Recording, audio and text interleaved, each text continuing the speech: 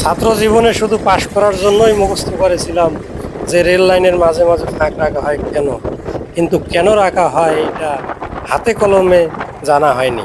সেটা এখন জানা হইলো, যার কারণে কারিকুলামগুলো হাতে কলমে শিক্ষার উপযোগী করা উচিত। তা না হলে শুধু পাশের জন্যই পড়া হবে, আসল উদ্দেশ্য জানা হবে না। আমরা সেই ব্যাপারটাই এখন জানবো।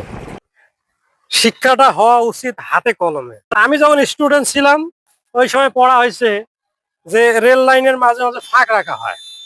তখন আমি মনে করছিলাম যে এই যে একটা লাইন, এই লাইন আর এই লাইন এর মাঝে যে ফাঁকটা, কিংবা লাইনের যে পাটাতনটা আছে, কাঠের পাটাতন, এদের মাঝে মাঝে যে ফাঁকটা, আসলে রেল লাইনের মাঝে মাঝে ফাঁক রাখা হয়।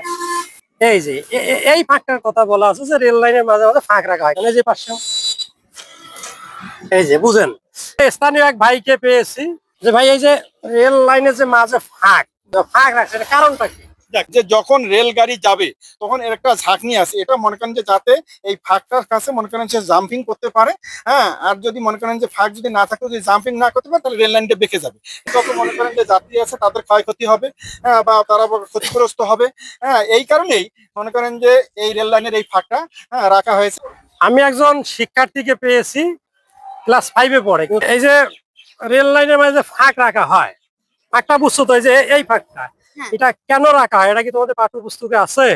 না, এটা আমার পাঠ্যপুস্তকে নাই। নাই, কিন্তু তুমি এটা জানো, এটা কারণটা কি? হ্যাঁ, কি কারণ বলো তো? ছোটবেলায় আমি এটা বাবাকে জিজ্ঞাসা করছিলাম। আচ্ছা। তখন আমার বাবা এটা আমাকে বুঝাইয়া দিছিল। হুম। যখন ট্রেনটা যখন যায় হুম। তখন একটা তাপের সৃষ্টি হয়। হ্যাঁ। আর এই তাপের সৃষ্টি হওয়ার কারণে হুম। এই লোহাটা বলে যায়। এই ফাঁকটা যদি রাখা না হতো তখন ট্রেন আসতো, তাপের কারণে যে বেড়ে যাইতো, ওই ফাঁকটা না রাখলে তাহলে কি হলো? এই ফাঁকটা বেঁকে যাইতো। না রাখলে বেঁকে যায়। বেঁকে গেলে দুর্ঘটনার সৃষ্টি হয়। দুর্ঘটনা। হাতে কলমে শিক্ষার যে একটা গুরুত্ব, এক ছাত্রের কাছে সেটা বুঝলাম, যেটা বললো আর কি।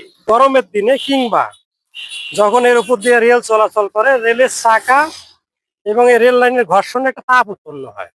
এই তাপটা উৎপন্ন হওয়ার কারণে রেল লাইনটা বেড়ে যায়।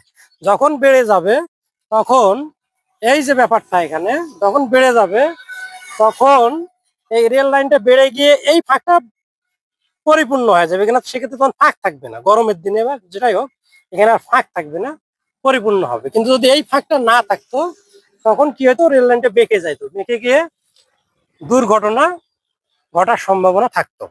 তার কারণে পুঁথিগত বিদ্যার থেকে হাতে কলমে যে বিদ্যা, এটা খুবই গুরুত্বপূর্ণ এবং সেইভাবে আমাদের কারিকুলাম গুলো করা উচিত।